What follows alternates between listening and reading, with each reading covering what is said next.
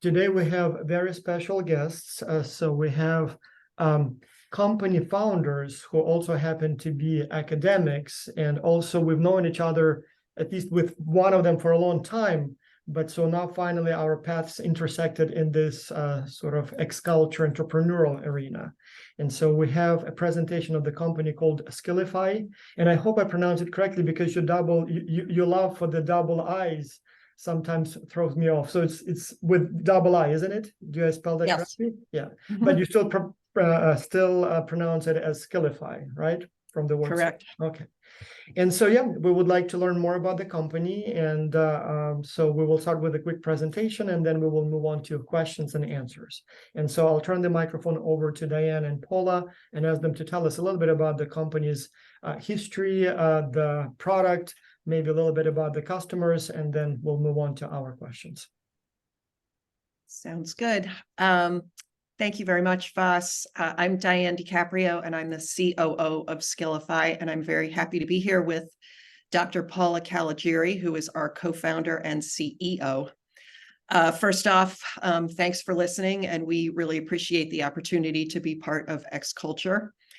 If you're here, you probably know a little bit about my guide, and maybe a little bit about Skiilify. And honestly, the best way for you to learn about both is probably to go on the sites themselves. They will certainly give you a better experience and a better description than I certainly ever could over a few minutes. And take a look at our YouTube video as well. That will give you a pretty good idea of what my guide can do as far as its premium features. I'd rather spend this time digging a little deeper into Skiilify and a little bit deeper into our challenges with my guide.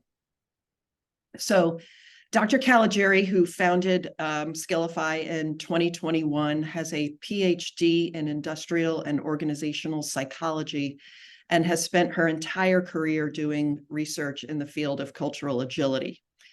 And before Skiilify, she had a consulting company for about 7 years that also focused on cultural agility. The assessments that she had developed were behind a pretty high paywall. So in 2020, she was starting to think about how to restructure the company. And then the COVID pandemic really shut down international business travel and global mobility. And that sort of kicked her company revamp into high gear. And right around that time, she met Andy Palmer, who is a successful founder and investor. And he believed that cultural agility was such an important skill that he agreed to fund a startup. So now Dr. Caligiuri could finally develop the right business model to get her assessments out into the world. And that's why Skiilify is a public benefit corporation. So yes, we are a for-profit company, but it's in our charter that we have an obligation to create social and public good. So we aren't only looking to maximize profits when we talk about expanding our market reach. We give our assessments away for free so that anybody can have access to the basic tools. And I am going to, do I have the ability to share my screen, Voss? You should be, yeah. As a share screen, okay. I think co-host, yeah. Is it working? It's telling me that yeah, let's try this. Oh, I'm the co-host now. Let's see, share screen. There we go. Okay. Not sure. Can you see my screen? No, not yet. Nope.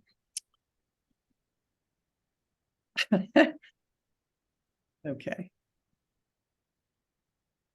All right. So we think of Skiilify as a toolbox, and the company's mission is to equip everyone everywhere with the soft skills to succeed. So if you can access the internet and you have an email address, you can use our tools. So the focus of this particular X-Culture challenge is my guide, which is our cultural agility tool. We also have a tool called My Journey in the Skiilify toolbox. And the My Journey assessments, which are also free, give you insight into your work values and occupational strengths. to help you find your ideal career path. So I would encourage you all to try my journey as well, and you can find that on the Skiilify website. We have some other tools in the works too, like My Mirror, and that one will focus on executive presence and communication. I think it's really important to know that these tools are the products of years of research and data collection. They're in the toolbox because they work and they're backed by science. So we set out to develop My Guide with minimum viability and maximum flexibility. And what I mean by that is that it's taken us really the better part of 2 years to get the site to the point where we have something for individuals as well as organizations like universities and the corporate world. So these assessments, as I've said, are free, or you can pay for a cultural agility report for a relatively small individual fee. And bigger organizations like universities and companies can buy subscriptions. And the subscriptions enable organizations to look at cultural values and cultural competencies of groups. And they also get the ability to have people retake the assessments so they can see if their programs are working. And we built My Guide this way so that you don't have to be at a university or working for a corporation in order to use it. So again, kind of back to that idea of trying to build a successful company that's making the world a better place at the same time. So up until now, we haven't done a lot of marketing. All of our energy and all of our dollars have been focused on getting My Guide to this point as far as product development. So as you are coming up with brilliant marketing strategies for us, please remember that we don't have a gigantic marketing budget. So to date, as far as trying to get the most bang for our buck, we have really been focused on direct email and LinkedIn content over advertising. Dr. Caligiuri has over 11,000 followers on LinkedIn, and she posts content frequently in order to raise visibility. We have about 1,200 university email addresses in a database, and we've sent several emails out over the past few months, mostly just offering My Guide up as a solution for how do you teach cultural competence, how do you get students ready for study abroad, that kind of thing. We run webinars every semester on how to use My Guide in the classroom. And on the corporate front, we have fielded inquiries from, probably, 10 or 15 companies in the last couple of years where they will come to us with a specific problem that they're trying to solve. And we run workshops for them and incorporate My Guide into those workshops. One of the things we have in the works in terms of raising visibility is to run certification courses in cultural agility, and we're hoping to offer the first one early in 2024. So if someone completes the 2-day training course, they would then be certified to go out and help build and teach cultural agility themselves. So by developing a network of coaches, we're hopeful that they can go out and generate more users as well. So the challenge here is to help us expand our market reach. And I don't want to reread through the challenge, but I did want to point out a couple of, I think what we're sort of looking at as challenges within the challenge as far as My Guide goes. And one of them is that the world at large does not necessarily understand what the term cultural agility means. If somebody asks me what I do, and I say, I'm working on a website that helps people build cultural agility, they generally go, oh, that's interesting. Do you like it? And they don't really know where to go with it after that. So maybe if we're talking to IB professors or HR managers, they'll understand it. But if we're looking for everyone in the world to become culturally agile, it's hard to make somebody want something if they don't understand what it is. So that's one of the mountains we need to climb. So what is it? Can you explain to us what it is in plain language and how is it different, for example, from cultural intelligence or other or cultural awareness or other similar constructs or similar sounding constructs? I'm going to turn that one over to my cultural agility expert. Thanks, Vass, for the question. Absolutely. So, in fact, I just recently wrote a chapter for Dave Thomas's book on cultural agility and cultural intelligence. So I can send that to anyone who might be interested. But kind of at the highest level, cultural agility is the ability to read the environment and respond as needed. I had a cross-cultural trainer kind of explain it back to me in a beautiful way. If you think about cultural agility, it's the cup, right? Cultural intelligence is the coffee. So you can have cultural agility competencies like perspective taking and tolerance of ambiguity and resilience and humility. That's the cup. You can use those in different contexts, whether you're in a new work environment, a new culture, you're working on a new X culture team, whatever.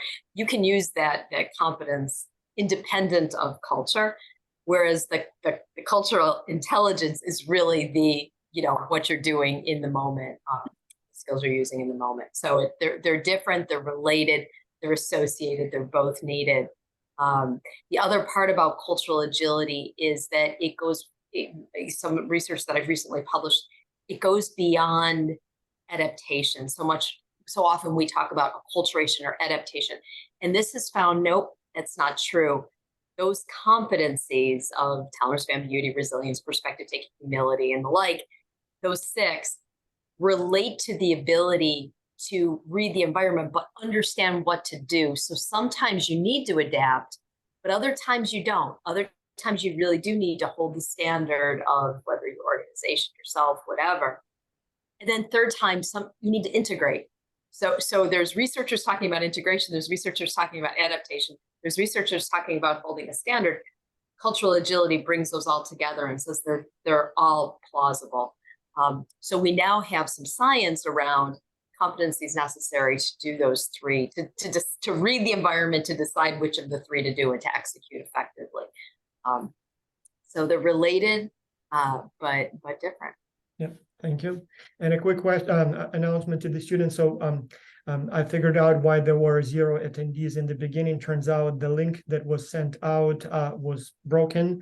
And so I had to send a new one a couple minutes ago. And so now finally we started getting some attendees. So my apology to you students if you were frustrated with the old link. I'm glad that you were able to make it now with the new one. And if you have any questions, you can put them in Q&A or just raise your hand and we will add you to the panel when you have questions. All right, please continue. Thank you. Yes, so understanding what cultural agility is one of those mountains. And then one of our other mountains, let's say we get people to get on the site and take the assessments. Our engagement time is great. It's right up around 10 minutes. But what can we be saying to get them to come back to the site? So our retention is another issue. Diane, can I ask you one more clarifying question, because it did come up Sure. a bunch of times and I suspect students may still be a little confused. So when you say they, so who are they? Who are the customers? What is the typical profile or customer persona, or what are the types of people you are sort of after? So who are you trying to target? Well, we have it's a multifaceted strategy. On the one hand, the public benefit part of our company is trying to target everyone in the world. So that's just individuals at large. And then we're really targeting 2 markets in terms of trying to generate subscription revenues.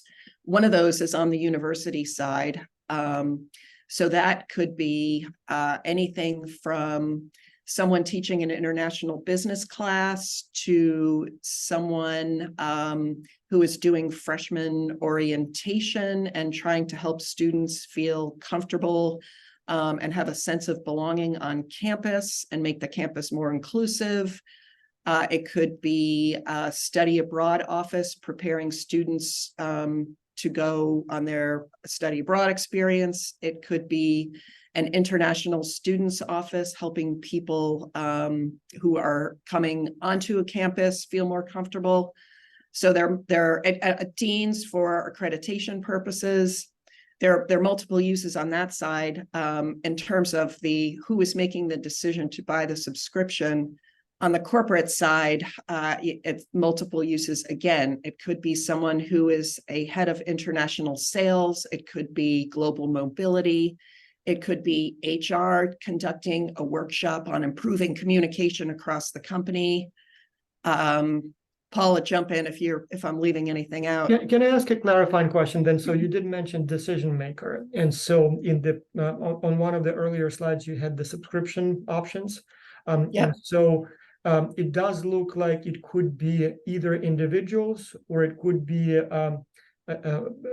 corporate subscribers. So what is the difference between pay individually versus subscription? So do I understand correctly that individually that's an individual employee or a student pays and participates as a person, as one single user, whereas subscription, that could be like a professor who signs up for the whole class or a HR manager for the whole company? Are those correct differentiations? Yes, that would be correct. So anyone who's got an email address can get on the site and take the two assessments, the cultural values assessment and the cultural agility assessment.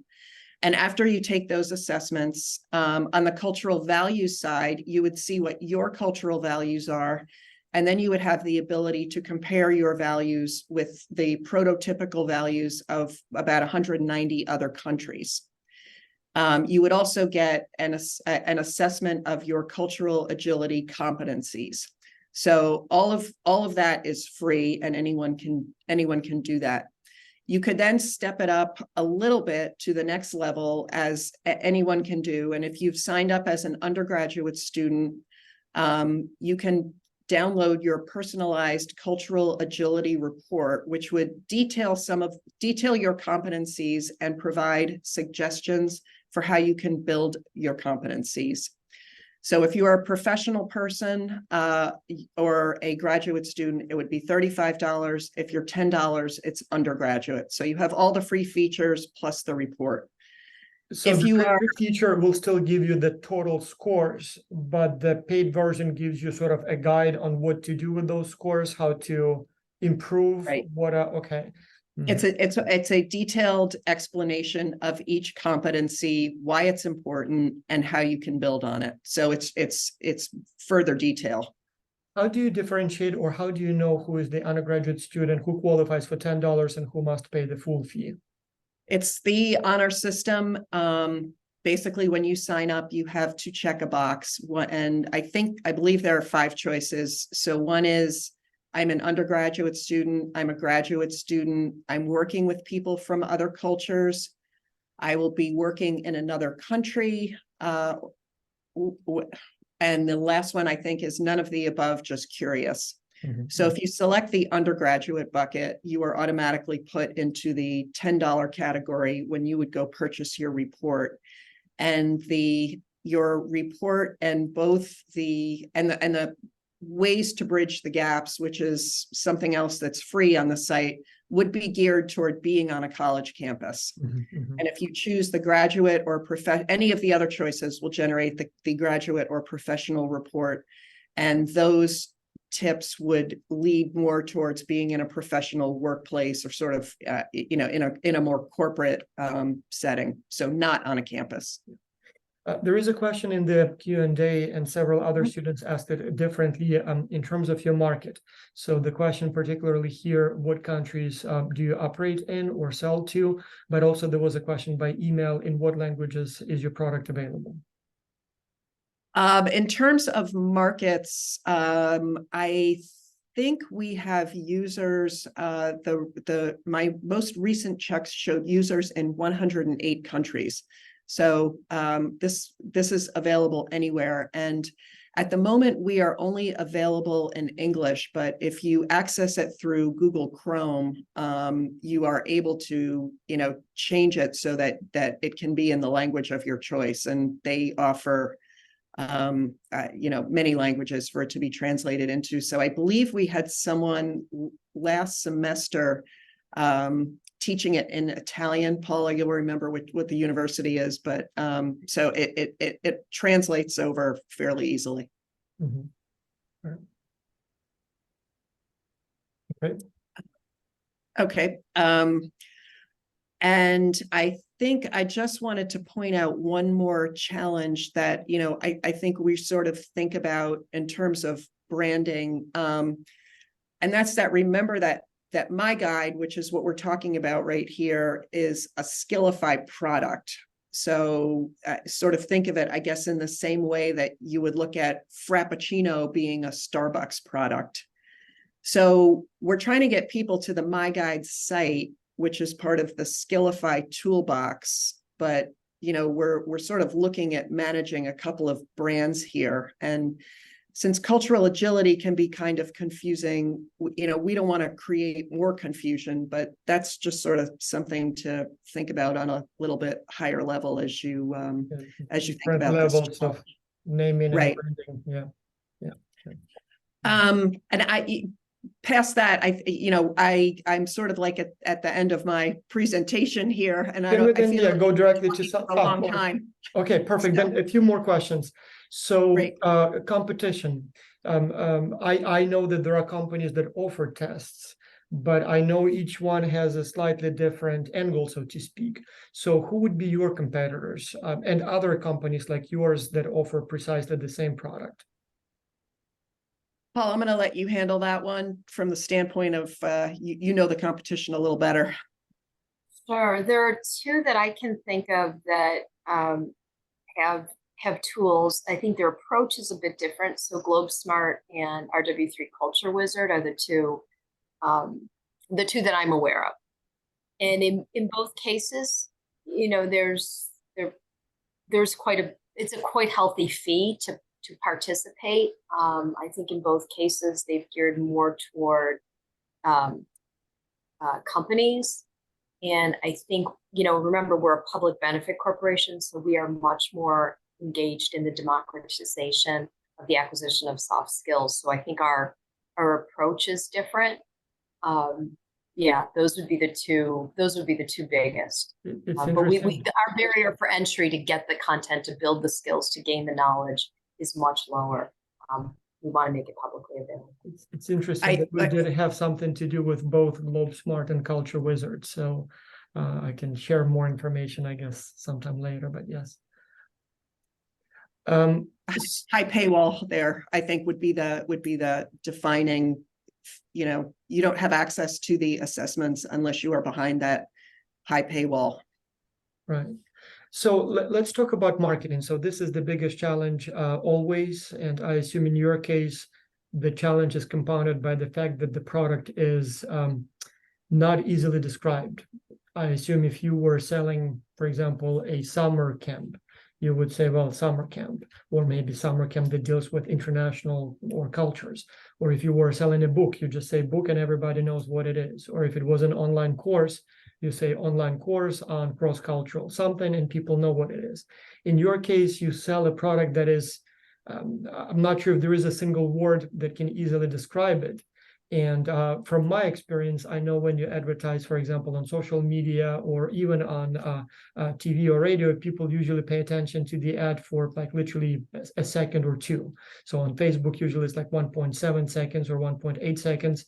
And so how do you present yourself knowing that people will look at your ad only for a couple of seconds, during which time you can only give them like 2 words, maybe 3 words at most, because otherwise they'll just scroll through. So how do you name your product? What do you say you sell? Do you want me to take that, Di? Sure, I'll jump in. I'm curious if we'll agree. Because I've never heard that question asked that way, Bess, but I'm curious how we'll both answer it.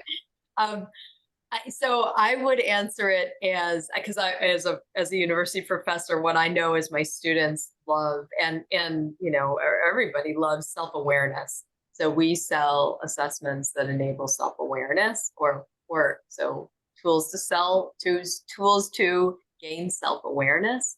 So I think we kind of are in that space. But I'm curious that, you have a very different lens I on the think- company. I think I look at it as a tool that helps you understand yourself and understand who you're working with so that you can communicate with them better. So I would think of it more as a communication tool, I think, if I had to sum it up in a nutshell. So one task I see for students is to think about how the product could be described in a couple of seconds to grab the readers or people who see the ad to grab their attention. So it seems to me that you would need at least a minute to actually explain the details. And so unless there is something in that 1 or 2 or 3 seconds that gives people some sort of understanding and attracts them to the product, they will not continue reading. And if not, then the vast majority of them can just keep scrolling and will not even know what they missed.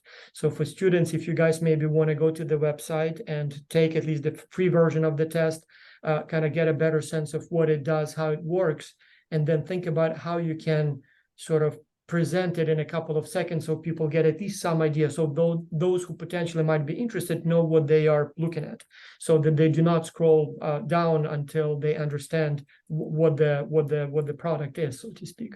So, but a question for you ladies. So advertisement. So how do you advertise again? How do you advertise your product at this time? You mentioned mailing lists, and I assume probably those would be primarily for the professors, reaching them through, Right. I guess, I don't know, the Academy of International Business, like mailing lists. Anything else? So, and maybe even more importantly, what have you tried that didn't work, either because being completely ineffective or too expensive, and what seems to be working so far? Well, we ran some LinkedIn ads very early when my guide was first released, but we at that point didn't even have the individual reports for sale. It was just the basic free website. So that was basically setting money on fire. And we were just too small. And to be honest with you, we literally, from a timing standpoint, we just released the ability to retake the test in June. And the last piece of the puzzle, which was the global mobility piece, just got added to the site in August. So we're kind of at the point right now where we are really just at a minimal, viable product. So we have not. All of our, and anything that, what I'm trying to say in a nutshell is everything that we've done has been sort of no cost, sending out emails and content on LinkedIn and running the webinars.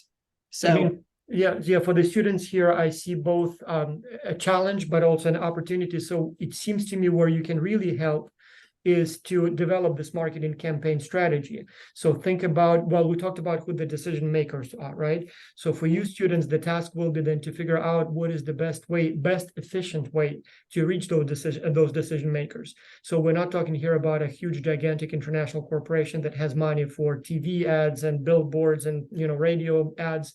So we wanted something cheap, easy, preferably free. So one has been mentioned, which is mailing lists. Often those are free, and often they're very targeted. So if you want to reach professors, if you contact them through like a professional association mailing list, the email goes exactly to to the right people, and usually for free. But if you can think of some other venues, methods, that would be a very helpful suggestions. Like, for example, maybe there are some, I don't know, discussion groups on social media where people interested in culture congregate, so to speak. Maybe there are some professional meetings, conferences, where it's easy to place your products, maybe have a booth, or maybe be present virtually, or maybe have some sort of flyers. So importantly, those students, again, from my experience here, we want details. So I've seen so many times students saying advertise on social media. That's useless. I mean, obviously the founders thought about that. Saying, advertise at conferences. That's useless. I mean, obviously they thought about that. But if you give the details, like, for example, there will be a conference of cross-cultural trainers in Las Vegas on these dates, and for only $50, you can have your own, I don't know, stand or something, and this is the telephone or email of the person you need to contact to make the arrangements, and the deadline is this and this. Now that's useful. Same thing with the mailing list. If you simply say mailing lists, I mean, yeah, obviously we know that, and you know, we don't need that kind of advice. But if you say, well, here is a mailing list for, I don't know, expatriates in such and such country, to send the list, it's moderated list, to send the to make a post, you send your ad or your text to this email address. They will look at it. If it's appropriate, they will share it to all participants. So here is how it works. If there is a price, you indicate the price. Usually it's free, and so then it's useful. So if you really want to help, you need to provide those details. So make it so that the founders can follow it step by step, not only for this company, for any company. So that's an opportunity for you to impress your client here. There are a couple of questions about this public benefit company. So I assume that's something very American, but can you explain just, the legality of it? Just curious what that model entails, and how is it different from like corporation or NGO or some other forms of legal entities? I'm going to let our co-founder start on that one. No, my pleasure. You're right, Vas. It is, I think, something very uniquely American. And we're not ready to become, again, another American designation, but one we might have heard of, a B Corporation. So B Corporation does, triple bottom line, and that's part of their remit is to show evidence of greater good. This is kind of a precursor to that. So we're identified as a corporation, so a for-profit entity. But because we were chartered, we began with this public benefit corporation label. Part of our charter has a benefit for greater good. So should we go for, and this is ultimately what we're obviously moving toward, is to go for like Series A funding and the like. So when you start to step up that ladder of funding, basically our investors, sorry, it's early for me here. Our investors can't change the charter. Like they for us, because we began as a public benefit corporation, we will always have that as part of our charter, of our remit. So yeah, it's a designation. My co-founder is a brilliant, I mean, he is, as Diane mentioned, a brilliant entrepreneur. He's funded or founded close to 120 companies now. 4 of them were unicorns. He knows exactly what he's doing. And when he saw what we were up to, he said, this needs to be a public benefit corporation. This is important. This is too important to get buried under, waiting for clients to come to you. Let's give it away as much as possible and build the company, but kind of let's keep doing the right thing for the world. So we're in it to democratize soft skill acquisition. We are in it because we believe people can develop themselves to really compete effectively. We're in it because it shouldn't be the purview of the wealthy. So we want to hold to that, and we're going to hold tight to that. We just need some help building it so that we can flourish. We want to keep the lights on. Yeah, doing well by doing good. Yes. Yeah. Another very important question. So some guide on that, please. So in the instructions, it does say, and I strongly encourage students to consider the option of interviewing potential product users. So in this case, it could be your friends who perhaps might be interested in self-assessment. It could be maybe your professors who might be interested in adding a product like this to their course. Like, for example, if I teach international business course, I might want to ask my students to complete the test self-assessment at the beginning of the semester, and then maybe use the results for a discussion during the course, and maybe even do a post-project assessment. So, post-course assessment, so we can see if there has been any improvement. You probably can also go and talk to your people on campus who are responsible for study abroad. Again, they probably want to know if that semester or year abroad improves students' cultural agility. And so it would be a good idea to go and interview all, or maybe corporate. So if there are any companies in your area that do business internationally, they might want to have such assessment for their employees in general, maybe for those who go on an international assignment or something like that, and ask them, Are you using any assessments at this time? Which ones? Have you heard about Skiilify? What would it take you to switch to Skiilify and things like that? But my question for the founders here is, any special guidelines on how to do it right? So whom to approach, what to ask, what to do and what not to do, and maybe if they see interest from the potential customer, at which point do they need to refer them to you, or should they just share the link to the website? So basically, what would be the mechanics of this survey, both for understanding the product so that the students are better prepared to come up with good solutions to the challenge, but also if anyone might be interested in buying the product, what would be the proper protocol to make that happen? I'm going to let Paula handle the mechanics of the survey part, but in terms of when it would be appropriate to reach back out to us, it's really kind of anytime you feel like you're getting in over your head, you could reach back to us. In terms of the details and the intricacies of how the subscriptions work, or pricing, or group sizes, or renewals, or what do anything that you feel like you can't answer, there's no point in time where it is inappropriate for you to reach out, send me an email, and I will certainly respond as quickly as possible. I would echo that. Anytime you have an opportunity that you think might be valuable for Skiilify, we would be so very grateful. If you reach out to Diane, send her a note, and she can provide either resources or accompany you or whatever, and help with that opportunity. I will say the how to sell, though, that's a really interesting one.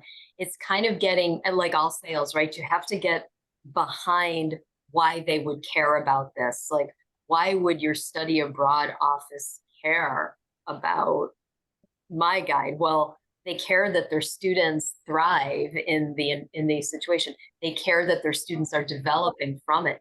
They care that their students are encouraging other students to do it. So that's an example. Why would freshman orientation people care about this? Well, they want their freshmen to be able to take their years of college, years at university, and build this competency while they're there.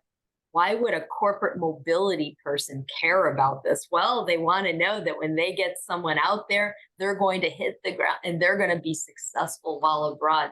They're going to develop this competency and bring it home or onto the next assignment, wherever it might be. Why would sales reps care about this? Well, because they need to interact and build trust in a multicultural environment.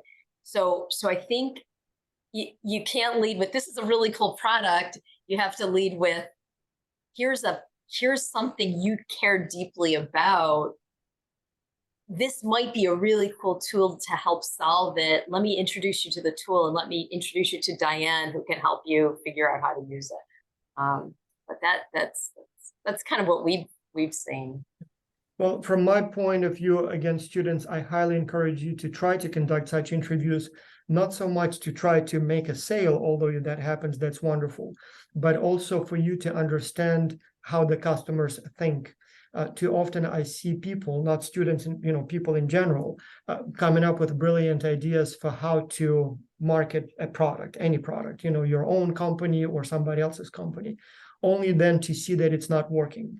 And so you definitely will be in a much better position to come up with an effective solution if you understand how the customers think, what they value, where they are, so to speak, how to reach them. And so interviewing a couple of friends, interviewing a couple of professors, interviewing a couple of HR specialist coaches will give you a much better understanding of those things, and will preclude you from pursuing some dead end sort of ideas. And so by talking to them, you will much better understand what works and what doesn't. And yes, if in the process somebody says, oh, I love it, I want to buy a subscription for all of my employees at the company or all of my students, even better. So that's not the goal per se, but that may happen as well. Another question is about the sort of market entry mode. So at this time you operate as a single or as a company on its own. Have you considered some forms of other kinds of sales, so to speak, like, for example, maybe licensing your test to some other companies, maybe forming some sort of a partnership or alliance with, I don't know, NGOs or other companies like joint ventures, or maybe with testing centers, or maybe even governmental agencies and things like that. So have you thought about sort of other market entry modes or market presence modes than just simply we sell directly to the customers? We have, in fact, and we have, I suppose it would sort of be a joint venture would be what I've called it, but we have done some work for companies through other companies. What would be the, I don't know what you would call tracks. Yeah, a global mobility service provider that they Yes. said, hey, let's come up with a joint offering. They do a lot of the consulting wraparound, and we offer some of the, mechanical, assessment training into, their broader piece. So they bring us clients, and that's been a wonderful partnership. We're not opposed, and I think the reason why we're sort of at a little bit of an infancy here and really haven't taken that strategy forward actively is that, as Diane mentioned, we just last month finished minimum viable product. So up to this point, we were kind of like, okay, we've got this much, let's try to like sell that. Okay, we've got this much, let's try to push that out for, get more people using it. So I think we're kind of to the point, we almost can think about us as a brand new company with a minimum viable. Yeah. And for the open to anything. Yeah. And for the students, it makes it so much more valuable because students, most of you, I assume, want to start your business one day. At least that's what the surveys show. And so that means that very soon you will find yourself in the same situation where you have the product, you have some experience, you have a couple of years of developing the product, testing it, but now what's next? And so I strongly encourage you to choose one of these younger companies because, again, we have some big companies this semester on the list, but the kinds of challenges they have, I mean, how soon will you be in charge of a company like that? I mean, it takes decades to be at that point. Whereas what we're dealing here now with, for example, Skiilify, that's something you may be facing literally in 2-3 years yourself. And so, people learn from mistakes, but smart people learn from mistakes of others, or maybe from challenges of others. And so here is a perfect kind of preview for you of what you will be faced with in a couple of years after starting your own company. So definitely so. Austin, if I may share, the first version of this company, I'm almost embarrassed to say, was when I was in my 20s and I had finished my dissertation, and a mobility colleague had said, hey, can you turn that into an assessment? So the very first assessment was based on my dissertation in the 90s. I was in my 20s, much like the students, and I made so many mistakes that, the fact that we made any money at all was amazing. And it actually ended up doing well, but I couldn't agree more. Boy, if I could have tried this out on someone else's company first, that would have been helpful. So we've had over 200 companies now that went through X-Culture. And then obviously my other contacts and observations, my own experience. And one thing that I learned is that ideas are very easy and cheap. Execution, that's the challenge, real challenge. I often see people who say, oh, I had this brilliant idea, or I have this brilliant idea, or that's $1 million idea. And so, or they say, oh, this guy, he's so smart, he has these ideas for business. And I'll say ideas are nothing. I mean, most of us come up with like 5 ideas every single day. I have a list of ideas that I know I will never even, touch just because there are so many. But ideas are cheap and easy and simple. So execution sometimes takes decades. And so that's where most of the companies die. It's not the lack of ideas for the products. It's, it does take time, energy, skill to bring it from the idea to at least the minimum viable product. And then obviously, the market presence.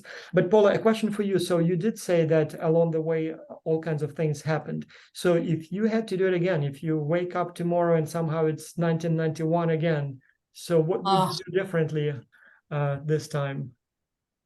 Oh gosh, that's we don't have enough hours. I think I would have not taken on as much overhead as quickly. I think, what we're doing right now with Skiilify is we're run as a virtual company, so the folks that work with us and for us are 1099 contractors and the like. Everybody's in their own place, in their own space. For right out of the gate, I was in my 20s. I took on office space. I had hired staff. I had headcount. I took on too much overhead too soon, with my sort of optimistic belief that, that the product was right. The product was right, but I couldn't keep pace. And then what happened, we were building. We were doing great, but then the unanticipated thing happened, and that was 9/11. At 9/11, the companies put a moratorium on international assignments. So in that 6 to 8 months of that moratorium where no company was sending people on international assignments, we became cash choked. I had to break leases, let folks go. We essentially we didn't go under fully, but we went down to essentially me at home again. It was just like we were down to nothing. And then it sort of rebuilt from there. So I think my biggest learning was I got too optimistic too soon about what the promise of it could be. To your point, Bess, it was a great idea, and we were making money. I just wasn't a good steward of it. I was too busy imagining what a company is and not enough of what it meant to build a company. Yeah, a good advice to the students here would be, there is a book called Lean Startup. And so that one kind of talks about how sometimes it's too perilous, dangerous to try to build the perfect product before you roll it out in the market. And often you spend so much time, and then it turns out that maybe some features are not what the customers want. And so it's better to sort of put it and test it. But then again, 9/11 happened, then pandemic happens. Like every time it's something new. So again, plan for that as well. There is one more question that I forgot to ask here in the Q&A, and then there is one more that I wanted to ask from myself. So the question is, you consider that your program can help improve the local relationships between groups without having the international aspect in the game. So I assume the student is asking, can it also be used for sort of domestic training, so to speak, rather than purely international? Oh, absolutely. I think we look at cultural differences as any kind of demographic difference. So it could be generational, it could be economic, it could be, on the corporate front, a tech department versus a sales department, anything where you're communicating different with someone who's different than you. Yeah.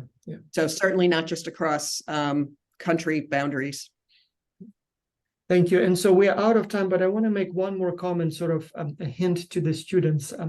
So on 3 different occasions over the last maybe 10 years or so, I've been invited to do an independent assessment of the quality of the self-assessment tests, including specifically for cultural values and cross-cultural competencies.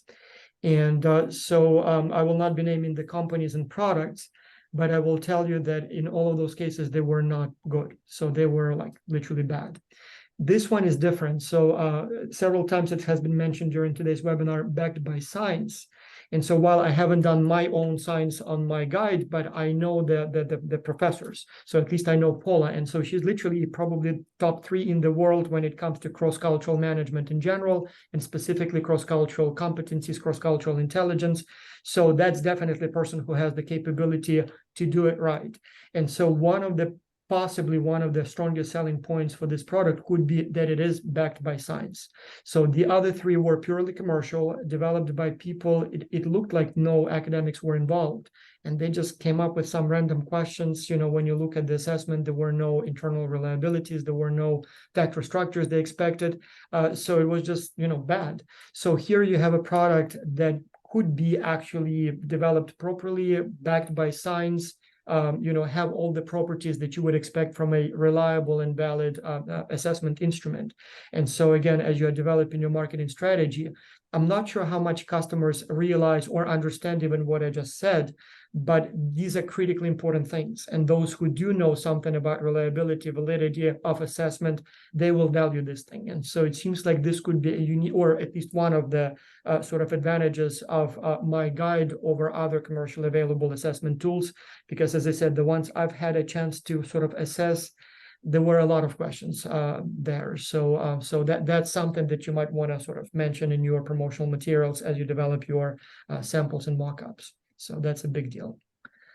Anyway, so did you, no, that we asked that question. Okay, well, let's stop here. Thank you so much. So there will be probably more questions as students start working on the challenge.